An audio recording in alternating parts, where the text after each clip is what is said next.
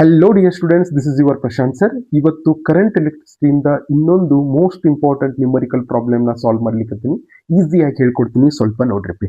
ಇಲ್ಲಿ two cells of e M f 2 volt and 4 volt, internal resistance 1 ohm and 2 ohm respectively are connected in parallel so as to send the current in the same direction through an external resistance of 10 ohm.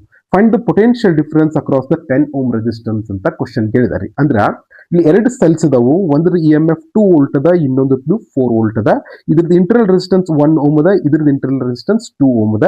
ಈ ಎರಡೂ cells same direction ದೊಳಗನ current ನ 10 ohm resistance ದೊಳಗ pass ಮಾಡ್ತಾವ ಅಂತ ಹೇಳಿದಾರೆ. ಕರೆಕ್ಟಾಪಿ? ಹಂಗಂದ್ರ ಈ 10 ohm resistance across potential difference ಎಷ್ಟದ ಕ್ಯಾಲ್ಕುಲೇಟ್ ಮಾಡ್ರಿ ಅಂತ ಸಿಂಪಲ್ ಕ್ವಶನ್ ಅದ. ಕರೆಕ್ಟಾ? ಅಂದ್ರ E M F the cell, first cell 2 volt, internal resistance of the first cell 1 ohm. E2, EMF of the second cell 4 volt, internal resistance of the second cell R2 is equal to 2 ohm. And the external resistance R is equal to 10 ohm ಅಂತದ. Potential difference across r p is equal to question mark calculate ಮಾಡ್ರಿ ಅಂತ ಹೇಳಿದಾರೆ. ಈ ತರ problem ಕೇಳಿದಾಗ ಸಾಕಷ್ಟು ಜನ ನೀವು ಕಿರ್ಚಾಫ್ಸ್ ವೋಲ್ಟೇಜ್ ರೂಲ್ ನ ಅಪ್ಲೈ ಮಾಡಿ ಸಾಲ್ವ್ ಮಾಡ್ತೀರಿ. ಅಲ್ಲಿ ಏನ್ ಮಿಸ್ಟೇಕ್ ಅಲ್ಲಿ ಸ್ವಲ್ಪ ಮಿಸ್ಟೇಕ್ ಆಗುವಂತ ಚಾನ್ಸ್ ಇರುತ್ತೆ. ಅದಕ್ಕೆ ನಾವು ಅಲ್ಟರ್ನೇಟಿಂಗ್ ಮೆಥಡ್ ನ ಹೇಳ್ಕೊಡ್ತೀನಿ ನೀವು. ಕರೆಕ್ಟಾ?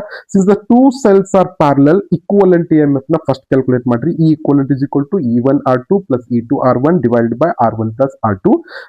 E1 2 ಇಂಟು R2 2 ಅದರಿ, 2 into 2 plus 4 into 1 divided by 1 plus 2, 8 by 3 ಬರ್ತದೆ. It should be equal to 2.666 volt ಬರ್ತದೆ. ಕರೆಕ್ಟಾ? ಆಮೇಲೆ R equivalent ನ ಫೈಂಡ್ ಮಾಡ್ರಿ. R1 R2 divided by R1 plus R2, 2 by 3 ಬರ್ತದೆ. It should be equal to 0.667 ohm ಬರ್ತದೆ. Now current through 10 ohm resistance is I is equal to E equivalent divided by R plus R equivalent.